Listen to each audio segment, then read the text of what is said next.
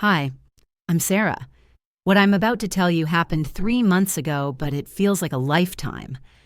My own father banned me from my parents' 50th wedding anniversary celebration because he said I looked too common for their golden anniversary photos. No warning, no apology, just a closed door while 200 guests posed for pictures under crystal chandeliers that I had personally paid $75,000 to install. What they didn't know was that I wasn't just another guest on their list. I was the silent name on every contract, every vendor agreement, every single detail that made their dream celebration possible. The daughter they cropped out of every family photo for the past 15 years was the one holding the entire foundation together.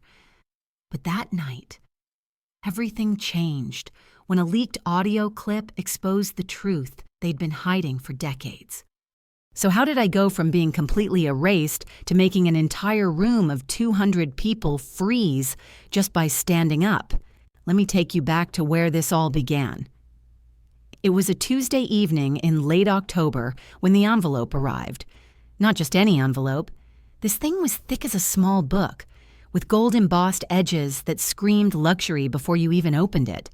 I found it sandwiched between my electric bill and a grocery store flyer, like it was trying to hide among the ordinary mail of my everyday life. The return address was unmistakable, my parents' estate in North Beverly Hills. You know the type, the one with the circular driveway that takes 3 minutes to drive around, the fountain that costs more than most people's cars, and rose gardens that bloom year-round because they employ a team of 5 gardeners who tend them like they're protecting national treasures. I held that envelope in my hands for what felt like forever before walking inside my modest 2-bedroom apartment.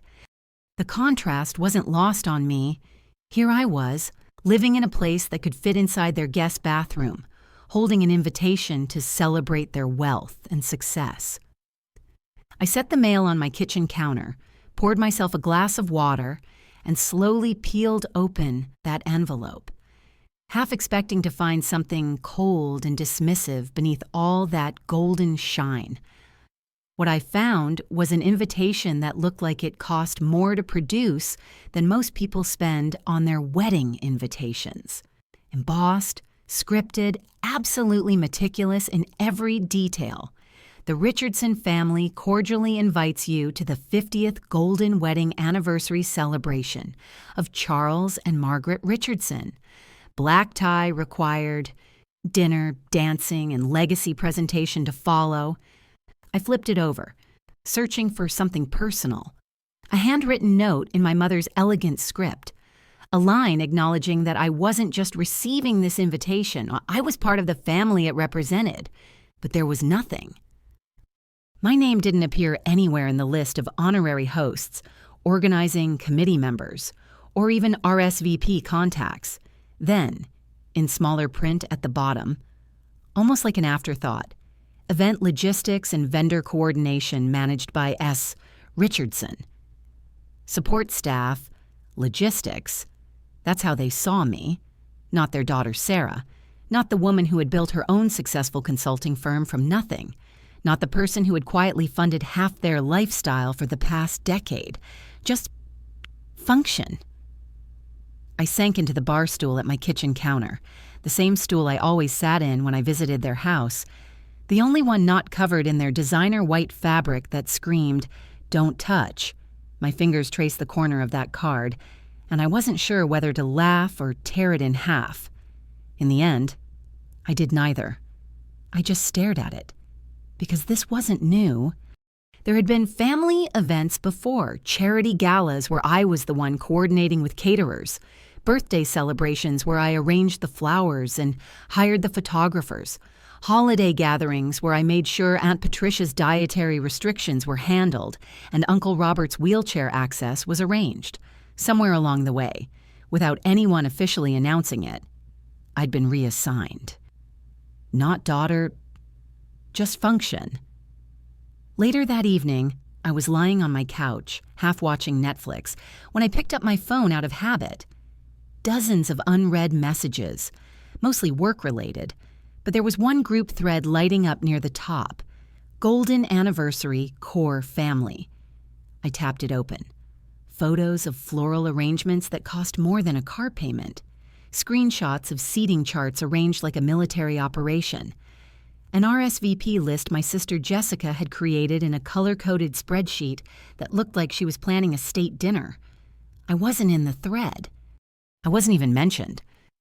But somehow, I'd been added to another group, Event Support Tier 2, the kind of name that screamed backstage and invisible. I scrolled through the conversation. Messages about music choices? Should they go with the string quartet or the jazz trio? Planned surprises for our parents. Jessica had arranged for a video montage featuring celebrities who had worked with Dad's law firm. Reminders to wear something that photographs well. Remember, Vanity Fair is covering this. My stomach turned when I saw Jessica's message from that afternoon. Please don't loop Sarah into the main planning thread. She's handling vendor coordination, not the meaningful moments. We need to keep the focus on legacy, not logistics. Legacy moments. The phrase rolled around in my head like bitter medicine I couldn't swallow. My throat tightened, not because I desperately wanted the spotlight, but because they always assumed I didn't deserve it. Not glamorous enough. Not social enough. Not like Jessica, with her perfectly curated Instagram life and her husband who owned 3 restaurants in Manhattan. I locked my phone and set it face down on my coffee table. There was no point replying. No point raising my voice in a room where I'd already been muted before I even knew the conversation was happening. I walked out to my small balcony, barefoot, letting the cool evening air brush against my arms. I lived in a modest neighborhood, nothing like their gated community. But from here, you could see the city lights stretching endlessly in every direction. There was something comforting about that view. All those windows, all those lives, all those people who probably understood what it felt like to be overlooked by the people who were supposed to see you most clearly. Maybe this was who I'd always been to them, the one who showed up early and stayed late, the one who handled the details no one else wanted to deal with. The one who didn't ask for thanks because she'd learned long ago that asking made everyone uncomfortable. The one they knew would always say, "It's fine," because she'd said it so many times it had basically become her middle name. Back inside, I poured myself a cup of herbal tea and curled up by the window. My laptop was still open, work emails blinking with their urgent little notifications, but I didn't touch them. Instead, I got up, walked to my home office, and opened the bottom drawer of my filing cabinet. I pulled out a folder labeled Richardson Estate, Property Contracts. The same venue printed on that gold-trimmed invitation. Inside were signed agreements, transfer schedules, and silent partnership clauses that told a very different story than the one my family was telling themselves. I wasn't just on their guest list. I was the one who made the guest list possible. See, what my family didn't know, what they'd never bothered to ask about, was how exactly their lifestyle had remained so pristine after Dad's law firm had taken some major financial hits during the 2020 economic downturn. They didn't know about the $500,000 I'd quietly transferred to keep their house out of foreclosure. They didn't know about the $200,000 I'd invested in Mom's art gallery to keep it from closing. And they definitely didn't know that I was the silent partner who had purchased the Beverly Hills Country Club's event space and leased it back to them at a fraction of market rate for their golden anniversary. I had been their financial safety net for years, and they had no idea. Every time they bragged about their success, every time they posted photos of their lavish lifestyle on social media, every time they looked down on my simple life, they were standing on a foundation I had built and maintained without asking for credit. But credit wasn't what I wanted. I just wanted to be seen, to be included, to be treated like family instead of hired help. The weekend crept up faster than I expected. By Friday afternoon, I was pulling into the circular driveway of my parents' estate, where the pre-party planning session was already in full swing. Sunlight bounced off the mansion's massive windows like spotlights on a movie set. This place never felt lived in, just perfectly arranged, like a museum display of wealth. Inside, the scent of white lilies mixed with vanilla candles created this artificial perfection that always made me feel like I was walking through a high-end hotel lobby. Jessica stood in the center of it all, directing people like she was conducting an orchestra. Her voice was gentle but commanding, her gestures polished from years of hosting charity events for her husband's restaurant empire. "Let's move the welcome table 2 feet to the left," she was saying to a team of event coordinators who hung on her every word. "Dad's law partners will want a clear view of the anniversary timeline display when they first walk in." I hovered near the edge of the room. Unnoticed at first, I watched as my cousins debated napkin colors like they were choosing the paint scheme for the Sistine Chapel. My aunt argued with the caterer about whether the salmon should be Atlantic or Pacific. Someone from the floral company took photos of every corner, documenting the staging area like they were creating evidence for a magazine shoot. The noise felt distant, even though I was standing right there in the middle of it. Finally, Margaret, my mother, noticed me. She glided over, brushing a perfectly styled curl from her cheek, and smiled with the kind of warmth that real estate agents use when they're about to show you a house that's slightly out of your price range. "Oh, sweetheart," she started, linking her arm through mine like we were best friends about to share a secret. "We just realized the catering team is running short-staffed tomorrow night. Nothing major, but if you could jump in behind the bar for a couple hours during cocktail service, it would help us tremendously. You're always so good with people." I blinked. Hard. "You want me to bartend at your 50th anniversary party?" She let out a soft laugh, like I'd made an adorable joke. "Of course not like a bartender, just behind the bar for a bit. You'd wear the uniform, black shirt, logo apron. It's all very sleek, very sophisticated, very on-brand." "On-brand," I repeated slowly. Her eyes flicked over my jeans and simple cotton blouse.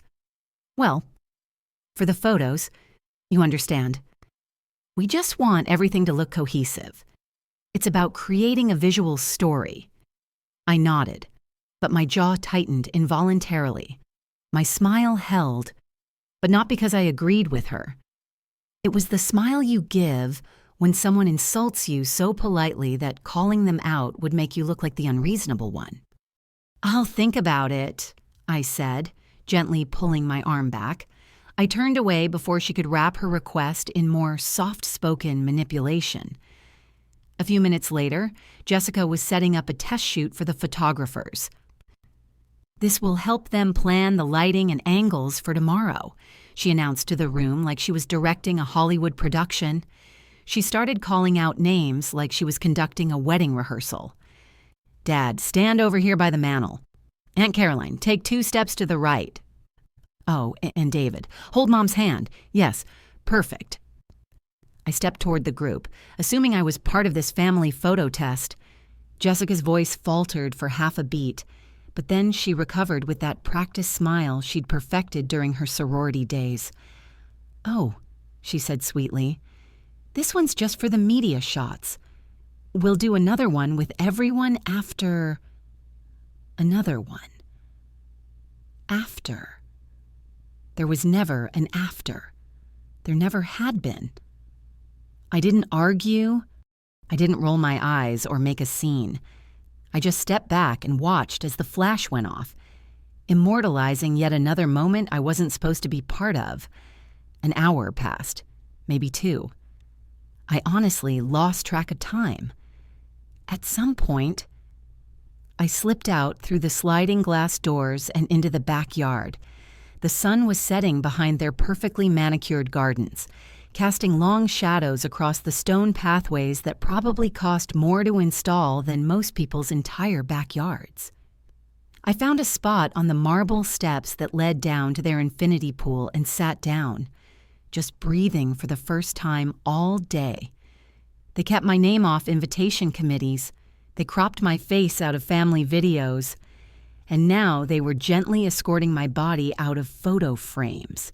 There was a pattern here, and I wasn't the one creating it. I looked down at my hands. These were the same hands that had signed the financial agreements keeping their lifestyle afloat. The same hands that had built the consulting business that generated the income I quietly funneled into their accounts. The same hands that had written checks for their mortgage, their gallery, their country club membership, their vintage wine collection.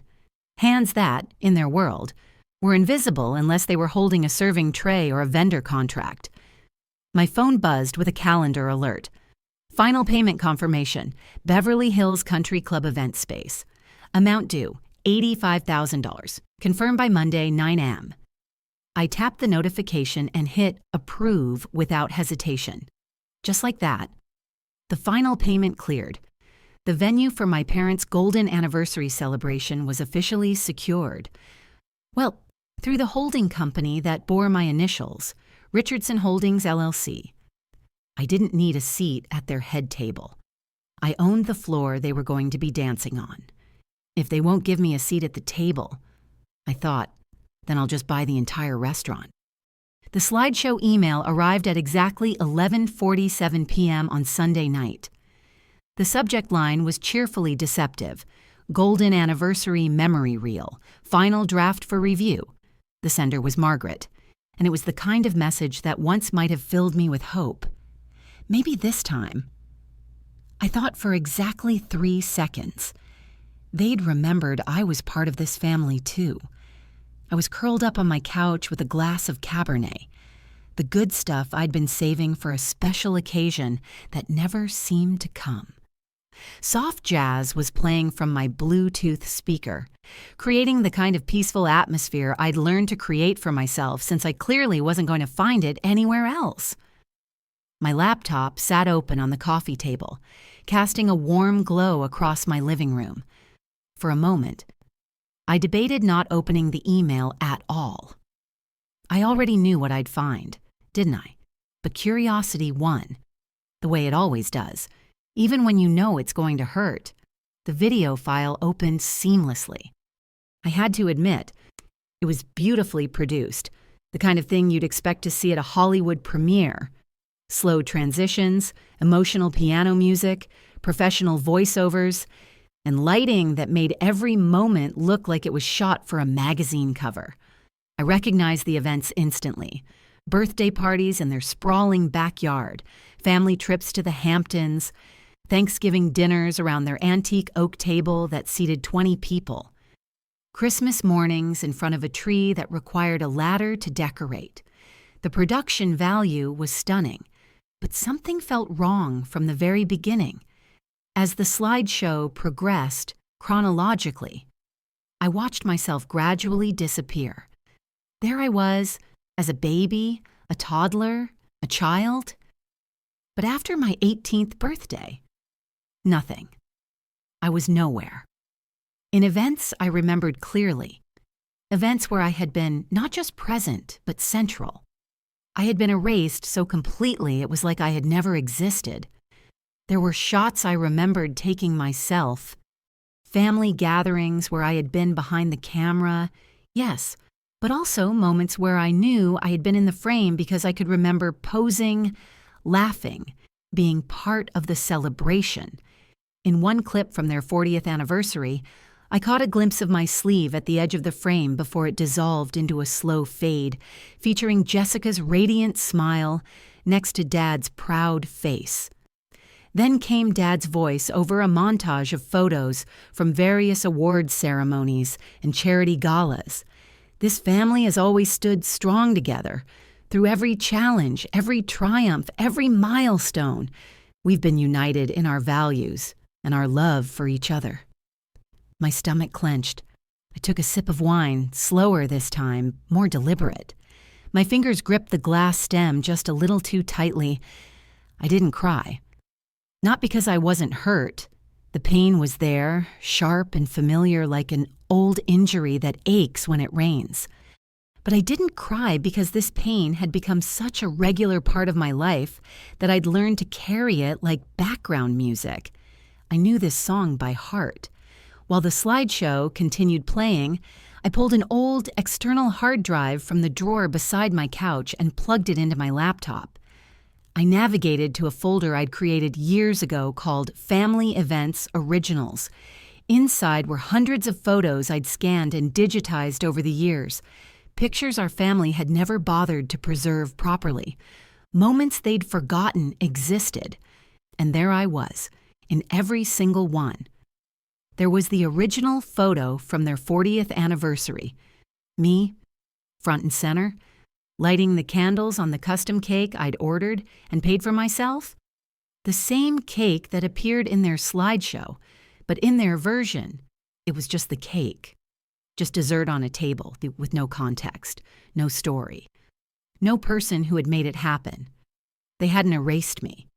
They'd done something far more calculated and cruel. They'd cropped me out.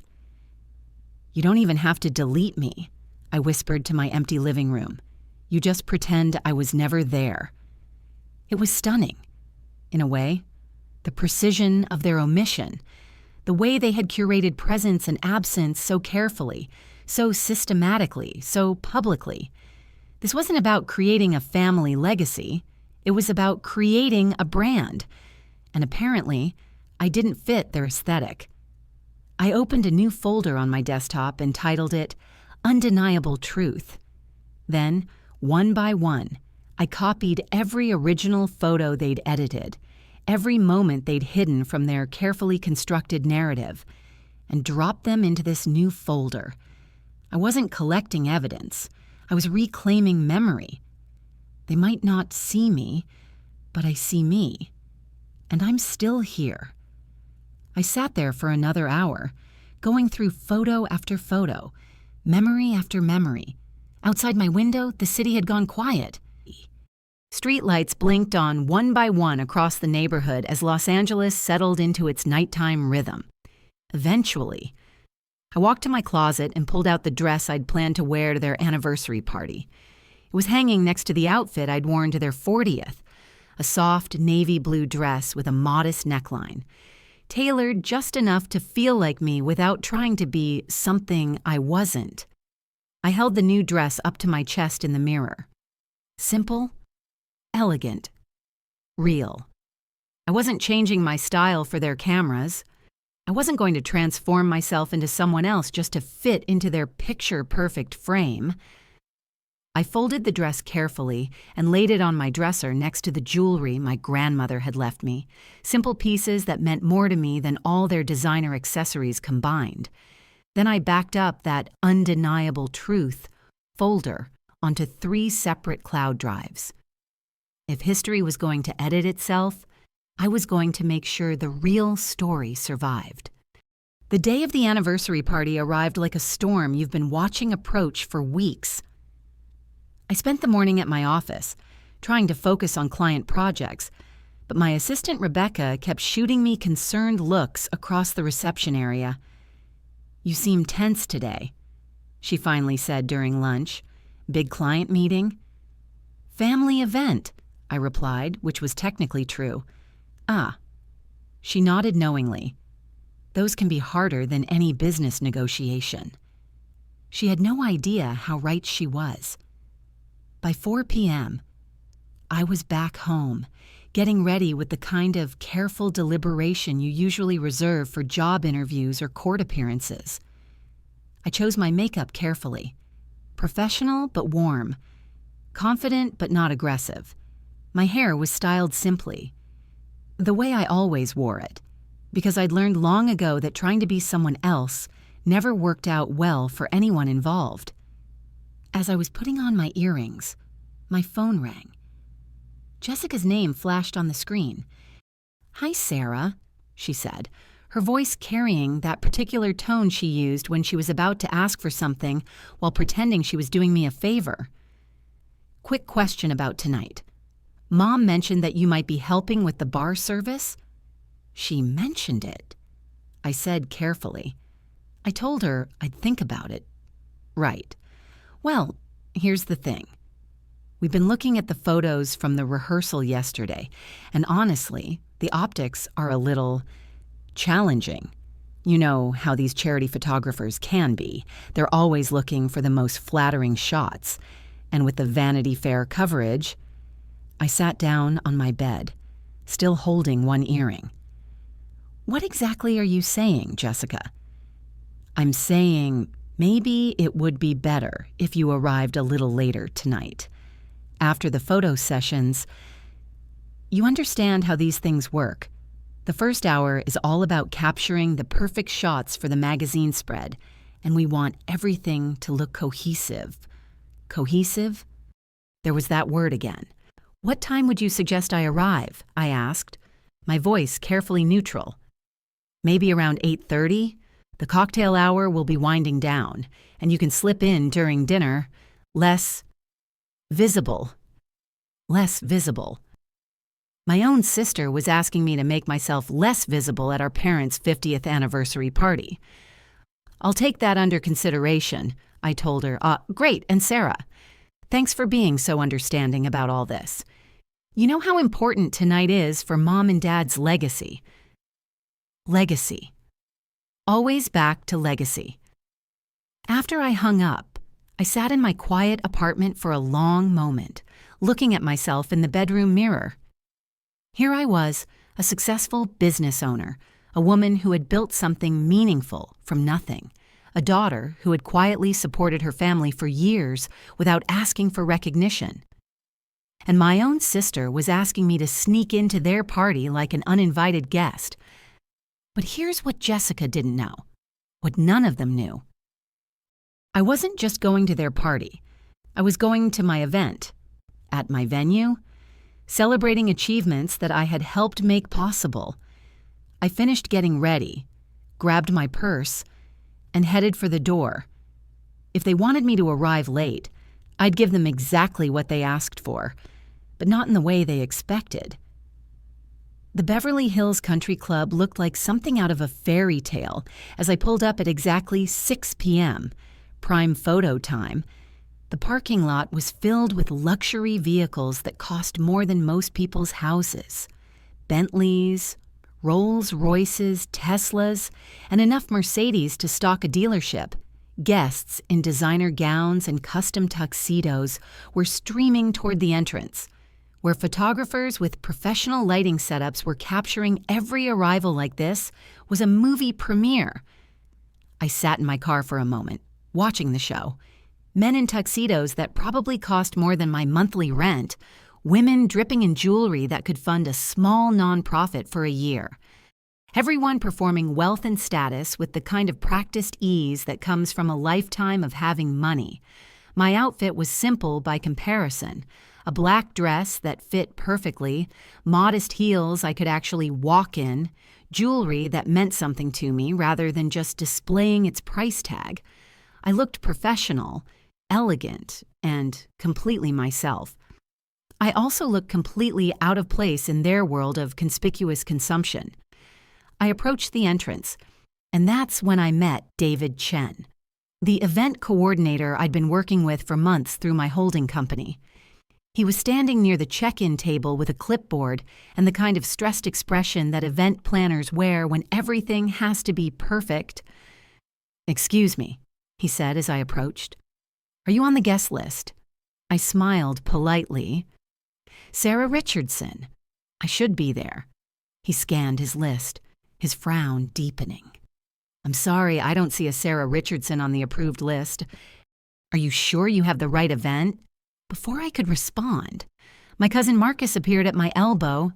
Marcus, who worked for Dad's law firm and had apparently been designated as tonight's unofficial bouncer. "Hey, Sarah," he said with the kind of forced friendliness that immediately put me on guard.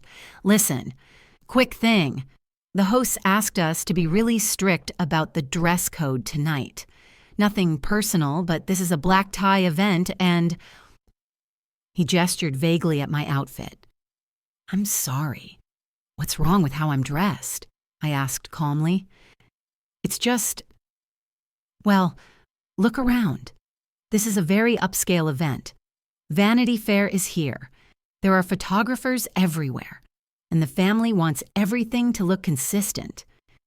You understand. I understood perfectly. I understood that my own family had stationed a cousin at the door to turn me away from an event I had paid for. That's unfortunate, I said simply.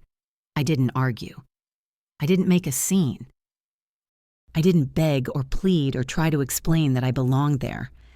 I just turned around and walked back to my car, one step at a time, each step more grounded and determined than the last. But I didn't drive away. Instead, I circled the block and pulled into the staff parking area behind the building, under the shadow of an old oak tree that provided perfect cover from the main event. I stayed there for 20 minutes, making phone calls. First call, my lawyer, Harrison Webb, who handled all my business contracts. Harrison, it's Sarah. I need you to draft a press release for immediate distribution. Yes, tonight. About Richardson Holdings, LLC and our partnership with the Beverly Hills Country Club. Full disclosure of funding sources for tonight's event. Second call, David Chen, the event coordinator, from my business line. David, this is Sarah Richardson from Richardson Holdings, LLC. We need to discuss some irregularities with tonight's guest list. I'll be arriving shortly to address them personally. Third call, my assistant Rebecca, who was working late as usual. Rebecca, I need you to prepare a complete financial summary of all transactions between my accounts and my parents' accounts over the past 5 years. Everything. Send it to my lawyer immediately. Each conversation was brief, professional, and absolutely final. If they try to erase me again, I said quietly, staring up at the golden lights visible through my windshield, they better make sure they finish the job, because erasing half a person only leaves you with the sharp edges. I sat back in my car, phone still in my hand. I didn't need their stage. I didn't need their microphone. They thought power was about being seen, being photographed, being featured in magazines, but I knew better. Sometimes the most dangerous person in the room is the one whose name is on all the contracts. They didn't realize I didn't need their approval. I owned the foundation they were dancing on. They'd closed the door on me. I was about to show them I had keys to the entire building. At 7:30 p.m., I circled the building again. The front entrance was still buzzing with activity, late arrivals posing for photos, guests mingling on the red carpet that led to the main ballroom, photographers capturing every moment for tomorrow's society pages. But the side garden entrance was dimly lit, designed for discreet access for vendors and staff. I didn't sneak in. That would suggest I was doing something wrong. I walked in deliberately, with the same confidence I used when entering a boardroom for a major negotiation, like I already owned the outcome. The hallway I entered was quiet, carpeted in deep emerald green that muffled footsteps. No one stopped me. No one looked twice. The thing about dressing professionally and moving with purpose is that people assume you belong wherever you are.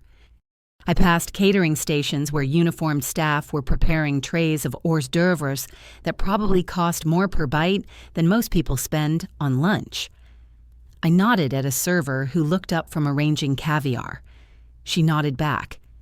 In her mind, I was probably just another event coordinator or family liaison, which, technically, I was. And then I saw him, Dad, Charles, standing near the entrance to the main ballroom, studying a program in his hand with the kind of concentrated frown he usually reserved for legal briefs. When he looked up and saw me, he didn't flinch, but his eyes narrowed in that way they did when he was calculating his next move in a negotiation. "You're not dressed appropriately for this event," he said before I'd even reached him. No hello, no acknowledgement that I was his daughter, just an immediate attack. "And this isn't the place for family tension," he continued. "I came to listen," I said calmly, stopping exactly 2 feet away from him. "Not to speak." His jaw twitched. "This is not the time for drama." "Sarah, I'm not here for drama. I'm here for my parents' 50th anniversary celebration." He folded the program in half and tapped it against his hand, like he was keeping time to music only he could hear. Then he delivered the line I'd heard variations of my entire life, but never quite so plainly. "You should know your place, Sarah." And there it was. The truth they'd been dancing around for years, finally said out loud. I exhaled slowly, not surprised, just finished. "I do know my place," I said quietly. "That's the difference. I know exactly where I stand. I just stopped asking you to see it." He blinked. For just 1 second, something flickered across his face. Confusion, maybe even uncertainty. But then his expression hardened back into the mask of authority he'd worn my entire life. "You've made choices that distance you from this family," he said. "You live like a minimalist in a world of expectations. You think showing up earns you praise? And you think showing up in designer suits means you show up for people," I replied, my voice still calm but carrying an edge he'd never heard before. He looked away. "Respect," I continued, "isn't about titles or dress codes or being photographed for magazines. It's about truth. And if you keep pretending I don't matter, don't act surprised when I stop protecting what you care about." I didn't wait for his response.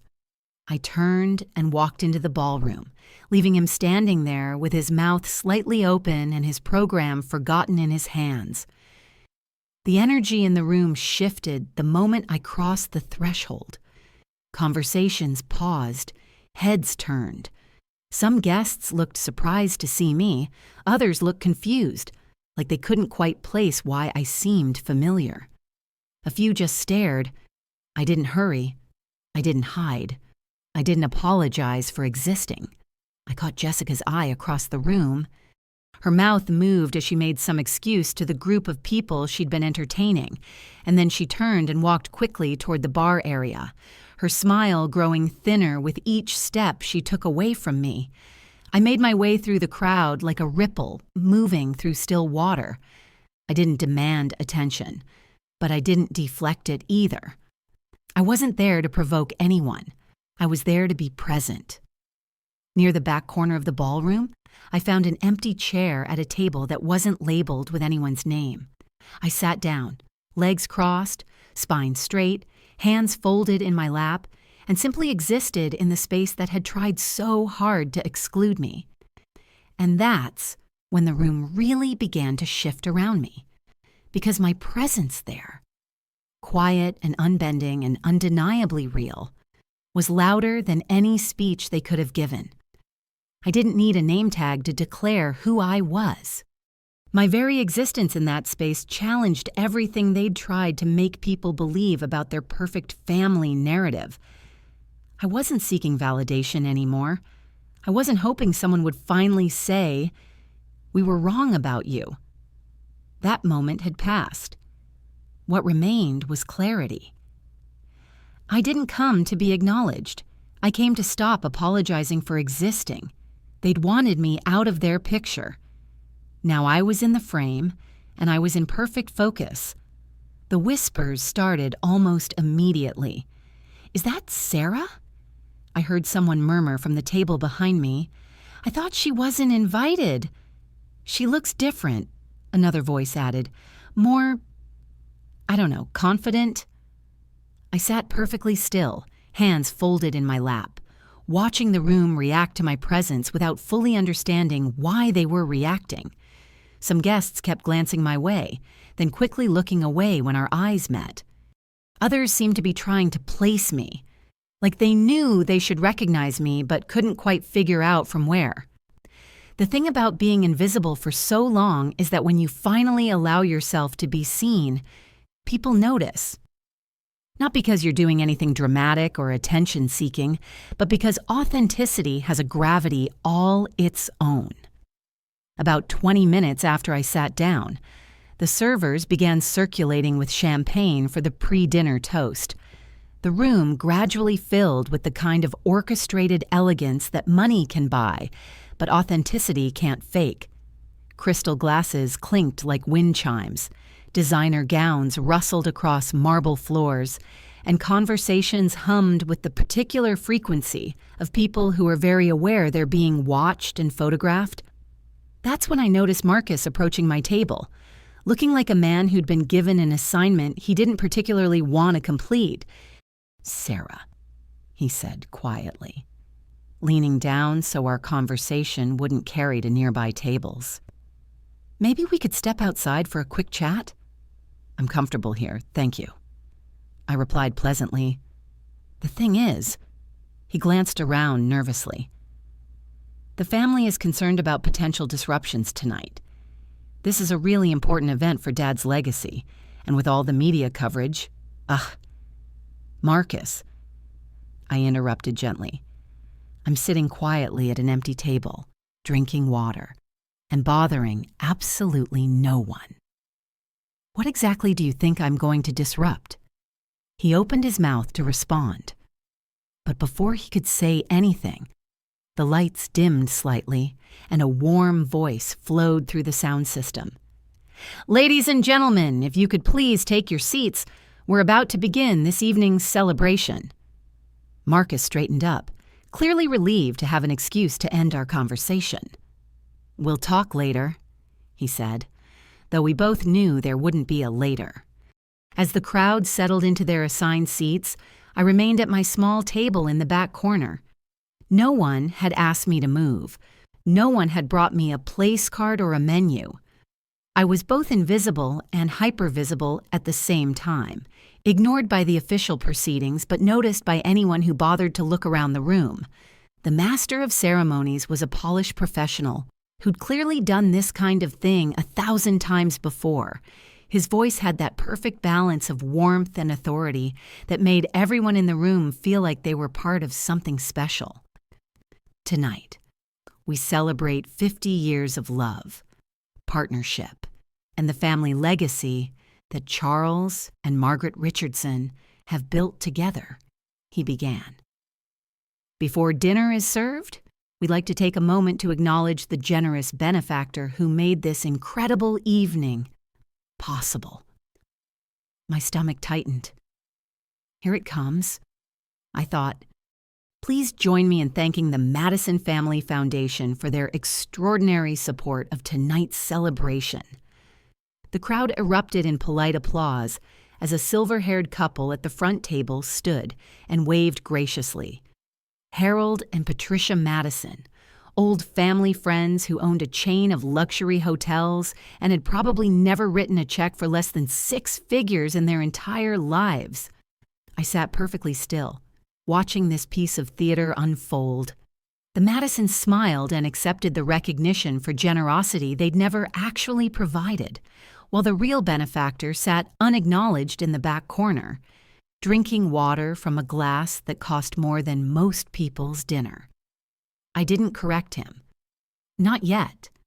I simply kept watching, letting the lie settle into the room like expensive perfume, beautiful on the surface, but ultimately artificial. As the MC continued with his introductory remarks, I pulled out my phone and opened the email draft I'd prepared earlier that afternoon. The subject line read, "Correction to anniversary program credits. Urgent." Inside, I detailed the complete financial structure of the evening's events, not just the venue cost, but everything. The catering, the flowers, the photography, the transportation, even the designer linens they were eating off of. Every single detail had been quietly funded through my holding company over the past 8 months, but I didn't hit send. Instead, I copied the text and pasted it into a new message addressed to the event's media coordinator, with copies to the photographer, the venue manager, and the MC himself. Then I added one final line. If the truth embarrasses you, perhaps don't create situations that require lies. I left my finger hovering over the send button. Not yet. The MC was now transitioning into the main presentation. And now, to celebrate 5 decades of love and partnership, we'd like to share a special video presentation chronicling the Richardson family journey. The lights dimmed further, and a large screen descended from the ceiling like a theater curtain. The room filled with expectant silence as chairs shifted and champagne glasses found their way to tables. I knew what was coming. I'd seen the video in my living room 3 nights ago. I'd watched myself disappear from my own family's history, erased so completely that anyone watching would assume I'd never existed at all. But what I hadn't anticipated was what happened at exactly 3 minutes and 47 seconds into the presentation. The video was rolling along exactly as I'd seen it before. Wedding photos of my parents from 1974, early pictures of Dad's law practice, shots of their first house, then the progression through decades of family moments. Jessica appeared as a baby, then a toddler, then a confident young woman graduating from Stanford. I appeared and disappeared right on schedule, vanishing from the narrative after my 18th birthday, as if I'd been raptured. The piano music swelled as Dad's voice began a voiceover about family values and legacy, and the importance of standing together through all of life's challenges. And then the screen flickered. It was subtle at first, just a momentary skip, the kind of technical glitch that happens sometimes with digital presentations. The AV technician in the back corner looked up from his control panel with mild concern, but didn't seem worried. Then the screen went completely black. For about 3 seconds, the room was silent except for the continued piano music, which now sounded ominous rather than nostalgic. And then it played. Not the intended next segment of the video. Something else entirely. Margaret's voice, crystal clear through the sound system. Honestly, she just doesn't fit the aesthetic we're going for. Let's not complicate things by trying to include her in the main photos. Jessica's laugh, light and casual. She's used to it by now, she'll understand. She always just stays quiet and goes along with whatever we decide. Then Margaret again. It's better this way. The magazines want aspirational content, and Sarah's whole minimalist thing. It doesn't tell the story we want to tell about our family's success. The piano music had stopped. The room was dead silent except for those voices continuing their conversation, completely unaware they were being recorded. Jessica. Plus, if we're being honest, she's never really been part of the core family dynamic anyway. She's more like support staff who happens to share our last name. Laughter from both of them. Margaret. Exactly. She handles the logistics. We handle the legacy. It works perfectly. The gasps began slowly, like air leaking from a tire, then built into a wave that rolled across the entire ballroom. Forks clinked against plates as people set down their utensils. Champagne glasses paused halfway to lips. Conversations died mid-sentence. I sat perfectly still, watching the room process what they were hearing. The audio continued for another 30 seconds, more casual cruelty, more assumptions that I would always accept whatever role they assigned me, more discussion of my usefulness versus my visibility. Then it cut off abruptly, and the screen showed only a blue error message. Media file not found. The silence that followed was deafening. I could see the AV technician frantically clicking through his control panel, trying to figure out what had gone wrong. The MC stood frozen at the podium, his mouth slightly open, clearly having no idea whether to acknowledge what had just happened or pretend it never occurred. Charles shot to his feet so quickly his chair scraped loudly against the marble floor. His face had gone from tan to crimson to an alarming shade of purple. "This wasn't supposed to be in the presentation," he said, his voice carrying farther than he intended. "Someone tampered with the file." That's when every head in the room turned to look at me. I still didn't move. I didn't smile or frown or lower my eyes or show any reaction at all.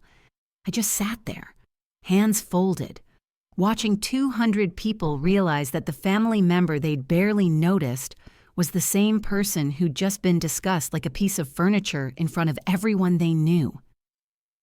A few guests started approaching my table, slowly at first. Then, with more confidence as they realized I wasn't going to disappear or make a scene. The first was Harrison Mitchell, one of Dad's former business partners who'd known me since I was a teenager. He walked over quietly, extended his hand, and said, "Sarah, I had no idea." "I'm so sorry." I shook his hand. "I've always been fine, Mr. Mitchell, just not always allowed to be seen."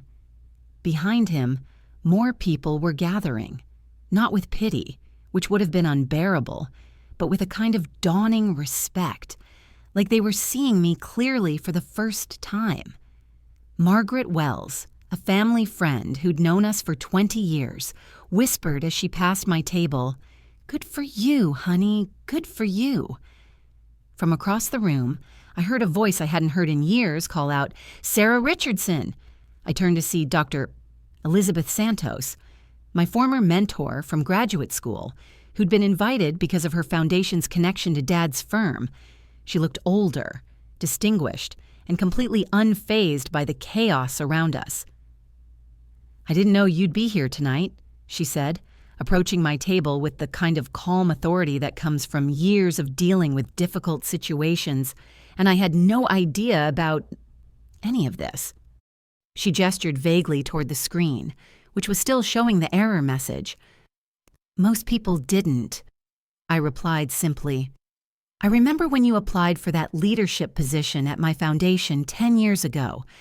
She continued, "I passed you over because I thought you were too quiet for executive leadership. I was wrong. Quiet doesn't mean weak, does it?" I smiled slightly. Sometimes quiet is just the sound of someone choosing their battles carefully. Meanwhile, Margaret and Jessica were making their way through the crowd toward the front of the room, whispering urgently to the AV crew. I could see Jessica's hands moving in sharp, frustrated gestures as she tried to explain to the technician that there had been some kind of mistake, some kind of error, maybe even sabotage. But the damage was done. You can't unhear truth, and everyone in that room had just heard exactly what this family really thought about one of their own. Charles was still standing near the front, gripping his water glass so tightly I was surprised it didn't shatter. He kept staring at the error screen like it had personally betrayed him. That's when I reached for my phone and hit send on the email I'd prepared. Within minutes, the media coordinator's phone was buzzing, then the photographer's, then the venue managers, then the MCs. I watched as each of them read the message, their expression shifting from confusion to understanding to something that might have been professional embarrassment. The MC recovered first. He cleared his throat and approached the microphone with the kind of careful professionalism that comes from years of handling unexpected situations. "Ladies and gentlemen," he said, his voice steady but noticeably more careful than before, "we seem to have experienced some technical difficulties with our presentation. While our team works to resolve the issue, I'd like to take a moment to make an important correction to this evening's program." He pulled out his phone and began reading directly from the email I'd sent. "Tonight's celebration has been made possible through the generous support of Richardson Holdings, LLC, whose contributions have included venue costs, catering, floral arrangements, photography services, and transportation coordination. We apologize for any confusion in our earlier acknowledgments." The silence that followed was different this time, not shocked or uncomfortable, but thoughtful, calculating. I could practically hear the math being done at tables across the room as people began to understand exactly what they'd just learned. I wasn't just the family member who'd been excluded from photos and treated like staff. I was the family member who'd been paying for everything while being excluded from photos and treated like staff.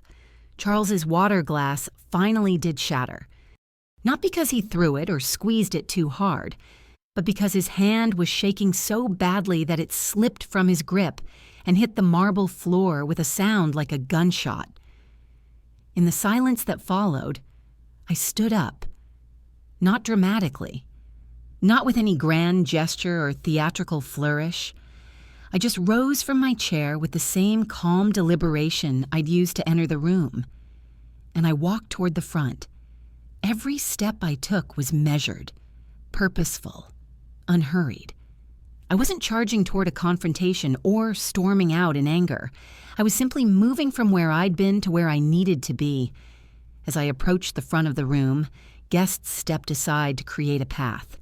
Not because I demanded it, but because there was something about my movement, quiet, confident, inevitable, that made space automatically appear. When I reached the podium, the MC stepped back and handed me the microphone without a word. I looked out over the room, 200 faces looking back at me. Some curious, some embarrassed, some genuinely concerned, all of them seeing me clearly for perhaps the first time in years. I took one breath, one pause, and then I spoke. "This evening is beautiful," I said, my voice steady and surprisingly gentle. Even when I wasn't supposed to be part of it, I was here, literally, under every spotlight, behind every floral arrangement, funding every element that made tonight possible. A few nervous chuckles rippled through the crowd. "I'm not here to make a scene or to embarrass anyone," I continued. "I'm here to clarify something important. For too many years, I accepted the role I was given instead of claiming the space I deserved. I allowed myself to be edited out of family photos, excluded from family plans, and treated like hired help instead of a daughter." I paused, letting that sink in. But here's what I learned tonight. Visibility is powerful, but truth is permanent. You can crop someone out of a photo, but you can't crop them out of reality. You can exclude someone from your narrative, but you can't exclude them from their own story. I looked directly at Margaret and Jessica, who were standing near the front table looking like they wanted to disappear into the floor. I funded this celebration not because I wanted recognition, but because I believed in celebrating love and family. I still believe in those things, but I no longer believe in making myself smaller so other people can feel bigger. I set the microphone back on its stand and looked out over the room one more time. "Thank you for listening," I said simply. "Enjoy the rest of your evening." And then I walked out. Not in anger, not in triumph, just in completion. The heavy doors closed behind me with a soft thud, like the sound of a book closing at the end of a long story. I didn't need applause. I didn't need vindication. I didn't need their approval or their apologies. I needed my truth to be heard. And now it had been. The next morning arrived with the kind of California sunshine that makes everything look like a movie set. I woke up in my own bed, in my own apartment, surrounded by my own things. Simple, meaningful, real, no regrets, no second guessing, no wondering if I'd done the right thing. My phone was buzzing constantly. Text messages, missed calls, email notifications stacking up like digital snowflakes. I ignored all of it while I made coffee and sat on my small balcony, watching the city wake up below me. Eventually, I checked the messages. There were dozens of them. Charles: "We need to talk. This has gotten out of hand." Jessica: "You embarrassed the entire family last night. For what? Attention?" Margaret: "I never meant for you to feel excluded. Perhaps we can discuss this privately. But there were others, too. Messages from people who'd been at the party, reaching out with support I hadn't expected. Dr. Santos, your presentation last night was masterful. Would you be interested in discussing a leadership position with our foundation? Harrison Mitchell. Sarah, I had no idea the extent of your contributions to your family's success. I'd like to discuss some business opportunities when you have time. And dozens of messages from strangers who'd somehow heard about what happened. The story was spreading. Apparently, someone had recorded my speech and posted it online. The audio clip had been leaked to social media. Meaning visibility is powerful was trending. But the message that mattered most came at 11:30 a.m. from a number I didn't recognize. Ms. B. Richardson, this is Carmen Vasquez. I was the catering manager at your parents' event last night. I wanted you to know that what you did took courage, and it mattered to those of us who work behind the scenes. Thank you for standing up. Thank you for being seen. That's when I knew I'd done the right thing. Not because it had gone viral or gotten attention or impressed important people, but because somewhere out there, someone who knew what it felt like to be invisible had watched me refuse to disappear, and it had mattered to them. Later that day, I went to my office and opened a folder I'd been thinking about for months. Richardson Foundation, Quiet Builders Grant Program. Inside was a business plan for a foundation that would provide funding and mentorship for people who'd been overlooked, underestimated, or erased from opportunities they deserved. People like me, people like Carmen. People who do the work that makes everything else possible, but rarely get the credit. I wasn't looking to belong to their world anymore. I was ready to build my own. Because here's what I learned that night. Your value isn't determined by who includes you in their photos, or acknowledges your contributions, or makes space for you at their table. Sometimes you have to build your own table. Sometimes you have to be your own foundation. And sometimes the most powerful thing you can do is stop asking for permission to exist and start taking up the space you've always deserved. If you've ever felt invisible in your own life, if you've ever been told to make yourself smaller so others could feel bigger, if you've ever funded someone else's dream while being excluded from the celebration, I want you to remember this. You don't need their approval to be valuable. You don't need their recognition to be important. And you definitely don't need their permission to be seen. Your truth matters. Your story matters. You matter. And if this story resonated with you, if it reminded you of your own power, drop a comment and let me know where you're watching from. Because the more we share our stories of stepping into our own light, the easier it becomes for others to do the same. Subscribe if you want more stories about finding your voice, claiming your space, and refusing to be invisible. Because the world needs more people who aren't afraid to be seen. Your visibility is powerful, but your truth? That's permanent.